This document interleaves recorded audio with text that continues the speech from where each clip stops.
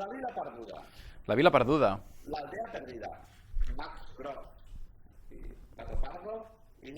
Periscopi. Tu m'has proposat... Sí, t'ha costat una mica al final, no? Poder... A mi el plantejament em va semblar molt fort, molt original. El llibre és molt brillant. Sí. Les 100 primeres pàgines són molt brillants. A mi em va sorprendre molt això, llegint la contraportada, llegint l'argument. Una comunitat jueva enmig de Polònia, un poble que es diu Kreskol, que està perdut i que està absolutament allunyat del coneixement de la civilització, de la lògica burocràtica que s'ha passat allà al segle XX i que s'han escaquejat de l'Holocaust, no s'han enterat de res.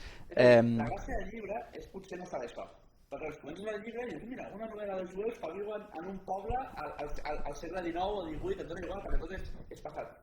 Fins que fa aquest joc es diu en quin moment històric està, llavors es fan hòsties.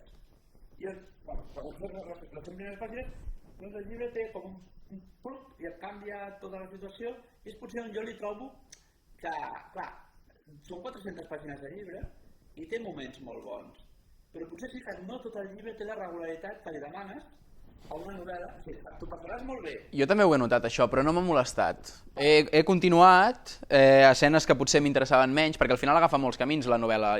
A part d'aquesta comunitat de jueus, el punt de partida de la novel·la és una dona d'aquesta comunitat que s'escapa. Sí, que torna a aparèixer moltes pàgines. Exacte.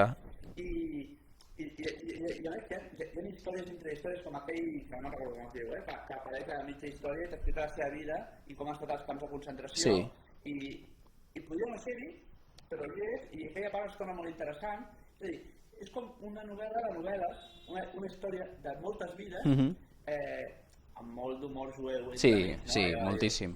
El National Jewish Book Award winner. Vull dir que bé recolzat per tota gent que ja molant, no? No, realment és una novel·la molt divertida i és un d'aquells humors que amaga molta foscor també, no? I llavors hi ha un moment en què quan aquesta noia desapareix canvien el tonto a buscar, el tonto del poble, no? L'envien bàsicament.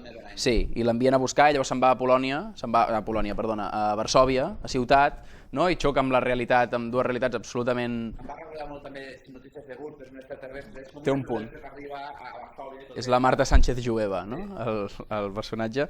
Això, i llavors hi ha com aquesta mirada Bueno, el tio quan torna, que torna amb tot d'helicòpters, ensenyant on està la vila. Sí. Amb aquests desequilibris, no? Jo crec que la gent s'ho pot passar molt bé llegint-ho, sempre que accepti aquest moment de desnivell i que digui, bueno, li accepto això i continuo llegint perquè el que vindrà després tornarà a valer la pena. Que no ho rendiu, és a dir, si hi ha un moment que dieu, hòstia, ara per què m'ha fet això aquest autor? Està jugant a moltes coses i algunes li surten millor que altres, però en general... Sí, i és una novel·la en molts sentits intel·ligent, però també molt sensible. Sí que és veritat que té una mica d'altibaixos, però al final suposo que sostenir-ho doncs 500 pàgines, però és complicat. Però la història també fins al final i de la manera que acaba també és molt curiosa i molt interessant, molt bonica. És molt bé, està molt ben traduït, molt ben escrit, per tant, us el podem recomanar per aquest estiu per si voleu anar a Polònia de viatge.